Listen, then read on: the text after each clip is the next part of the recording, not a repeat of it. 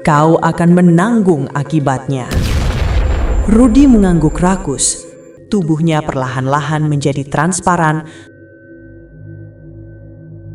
lalu menghilang sama sekali dari pandangan. Saat si janda sedang tidur siang,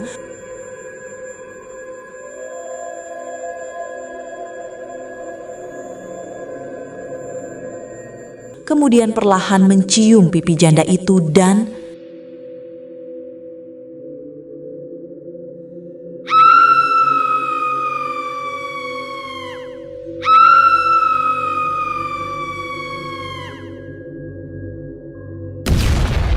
Nining melayang menuju sebuah gubuk pesawahan.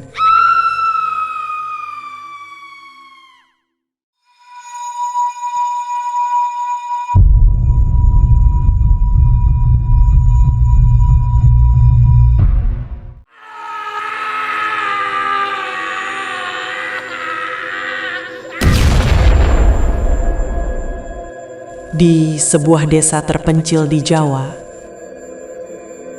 hiduplah seorang pemuda bernama Rudy. Kehidupan Rudy serba kekurangan.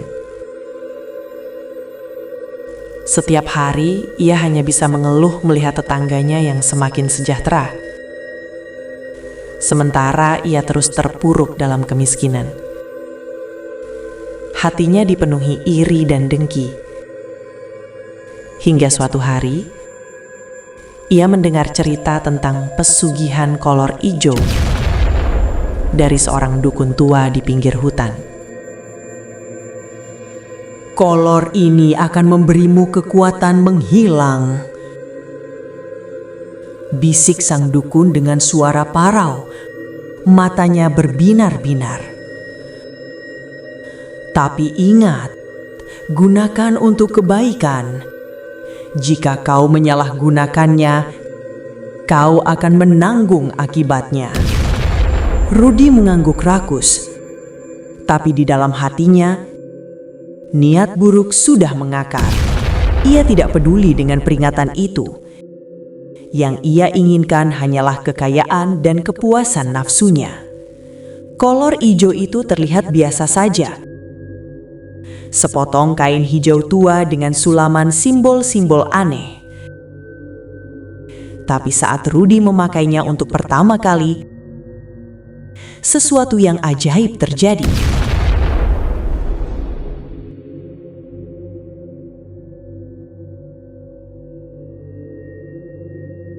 Tubuhnya perlahan-lahan menjadi transparan, lalu menghilang sama sekali dari pandangan. Ia bisa melihat sekelilingnya, tapi tak seorang pun bisa melihatnya.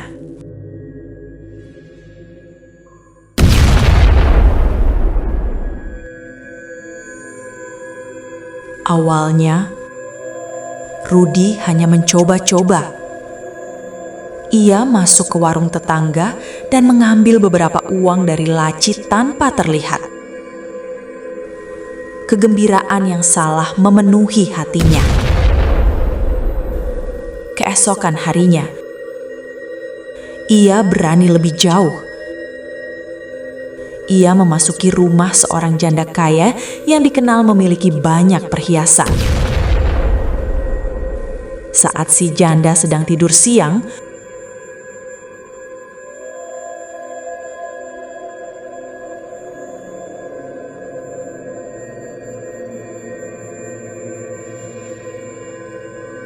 Rudy dengan leluasa membuka lemari besi dan mengambil kalung emas serta gelang permata. Tidak hanya itu, saat Rudy melihat janda itu tertidur dengan pakaian tidur yang tipis, gairah nafsu kelaki-lakiannya tak tertahankan.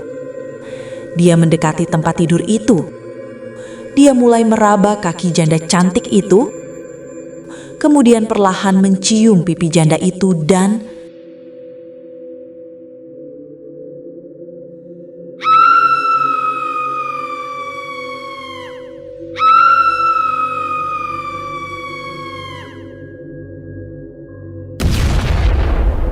hari demi hari, nafsu Rudy tidak berhenti di situ.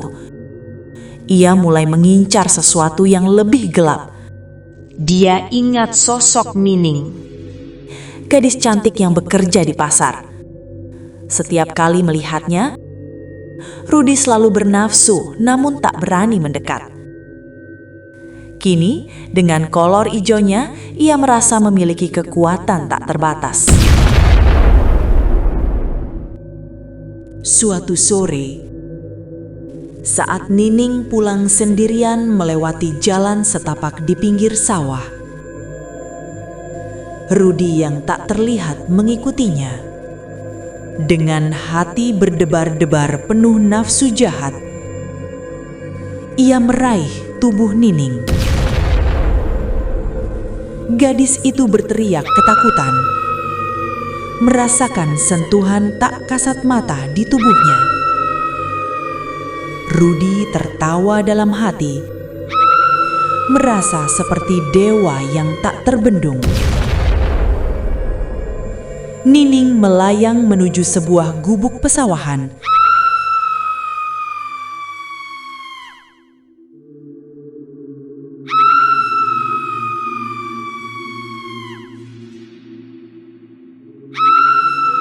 Dan setibanya di gubuk itu,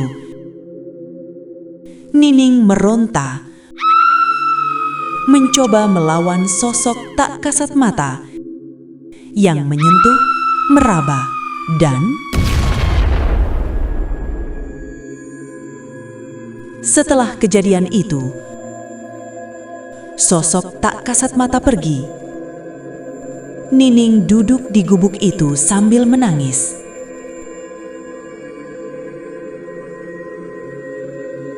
Beberapa minggu berlalu, Rudy semakin menjadi-jadi.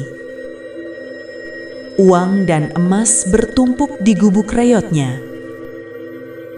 Beberapa wanita di desa melapor pada kepala desa tentang hantu yang melecehkan mereka. Suasana desa menjadi mencekam, tapi tak ada yang tahu bahwa Rudy lah dalangnya. Hingga suatu hari, Rudy melihat seorang gadis baru di desa. Namanya Aisyah. Seorang gadis salehah yang baru pindah bersama keluarganya. Aisyah dikenal karena kebaikan hatinya dan kesalehannya.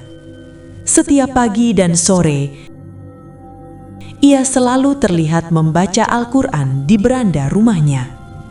Bagi warga desa, Aisyah adalah cahaya kebaikan. Tapi bagi Rudy, ia hanyalah target berikutnya.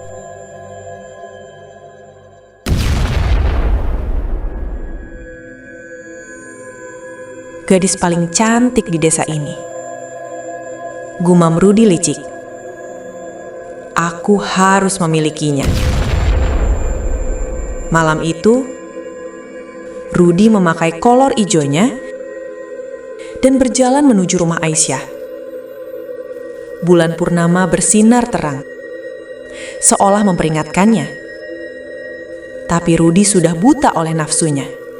Dengan mudah ia memasuki rumah yang sepi. Orang tua Aisyah sedang menghadiri pengajian di masjid. Aisyah sedang duduk di kamarnya, membaca ayat-ayat suci dengan khusyuk. Cahaya lampu minyak menerangi wajahnya yang tenang. Rudy mendekat, nafasnya mulai memburu. Ia merentangkan tangan untuk menyentuh pundak Aisyah. Tapi tepat sebelum tangannya menyentuh gadis itu, sesuatu yang aneh terjadi. Kolor ijo di tubuh Rudy tiba-tiba terasa panas. Sangat panas. Aisyah mengangkat kepalanya, seolah merasakan kehadiran asing. La haula wala quwata illa billah. Bisik Aisyah dengan suara tenang namun penuh keyakinan. Rudy ingin mundur, tapi tubuhnya seperti terkunci.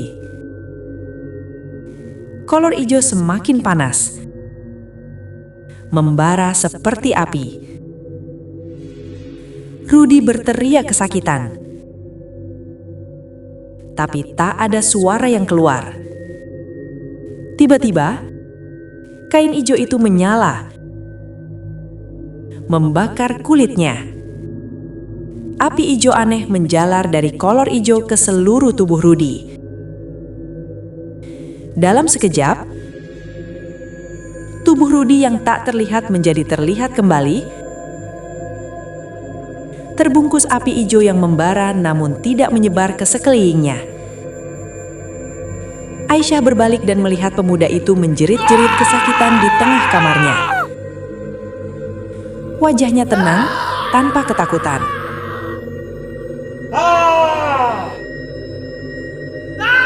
Kekuatan gelap selalu akan dikalahkan oleh cahaya kebenaran, ucap Aisyah dengan lembut. Rudy jatuh terguling-guling di lantai. Api hijau itu terus membakar tubuhnya, namun tidak menghanguskannya. Rasa sakitnya tak tertahankan, seperti api yang membakar dari dalam. Kolor hijau di tubuhnya hancur menjadi abu, dan bersama dengan itu, semua harta curian Rudy yang tersembunyi di gubuknya juga musnah, terbakar dalam api tak kasat mata. Ketika orang-orang desa berdatangan mendengar teriakan Rudy, mereka menemukan pemuda itu terbaring lemah di lantai kamar Aisyah. Tubuhnya penuh luka bakar aneh berbentuk simbol-simbol seperti yang ada di kolor hijau. Di sekelilingnya bertebaran uang dan perhiasan yang ia curi.